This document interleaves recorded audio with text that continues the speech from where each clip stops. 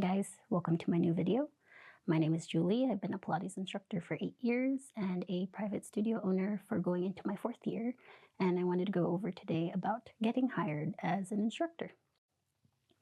You finally finished your 500-hour teacher training and you're probably completing some of your practice teaching hours as well as your student observation hours. So maybe now you have questions about getting hired.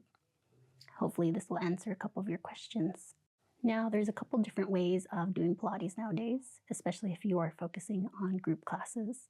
So my best suggestion for you is to go take a couple classes at the studios that you may want to work at. So if they are close by to you, hopefully within 30 minutes of you and no further than maybe 5 miles if you are in the city, then these are my suggestions once you're in a class, taking the class and noticing what the teacher is doing. When you take a class, I want you to notice how the teacher is teaching, how they are cueing, as well as how the flow of the class is. So some studios may have classes that are very intense and fast-paced, while you may have some teachers in that studio teaching slower classes for beginners. Take note of how other clients in the class are feeling.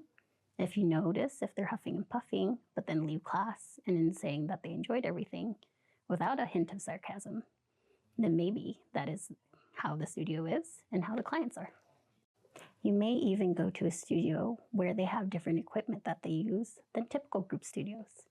So if they have a chair, are you comfortable teaching a class with chairs? Are you more comfortable teaching only on the reformer? Are you able to provide modifications for somebody who's never used a chair?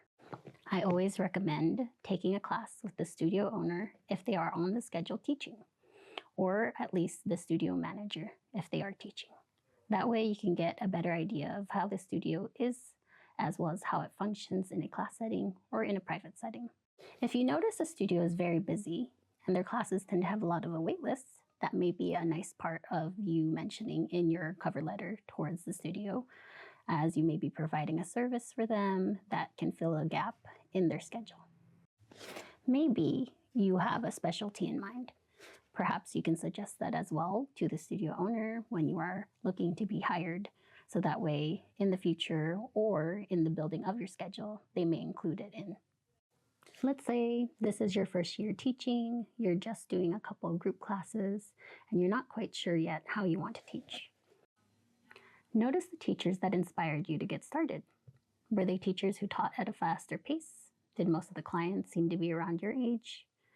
Did a lot of the needs of the clients and for yourself at the time kind of meet what you would like to focus on as a teacher? If it's something different, maybe you want to notice what kind of modifications you want to give these other clients, or how differently you would have taught a class for those clients. So say you're teaching somebody who just had their baby. You may be wanting to modify so that way they can find their abdominals again, or at least find their breathing so that way they de-stress after a long day. Once you've taken a few classes with the studios that you're interested in, take note of how they taught, how the clients are feeling, and what clients are saying online. And that way you get a better idea of how your classes might want to be when you teach your classes there, or when you teach the teacher or the studio manager a demo session, which is essentially just a mini version of your class if you were to teach there.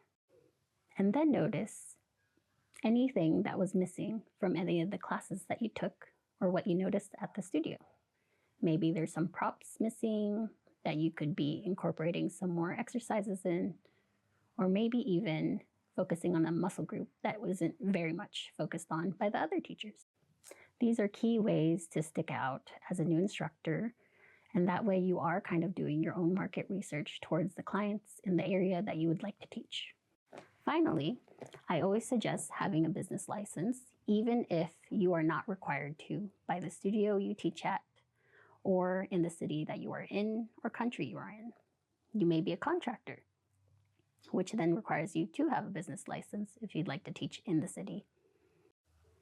And if you're not and you're an employee, well, having a business license helps you get set up for other adventures in the future, also allowing you for some business growth on your own if you are to teach clients on your own in a rental studio, or maybe at your home if you have a home to teach out of.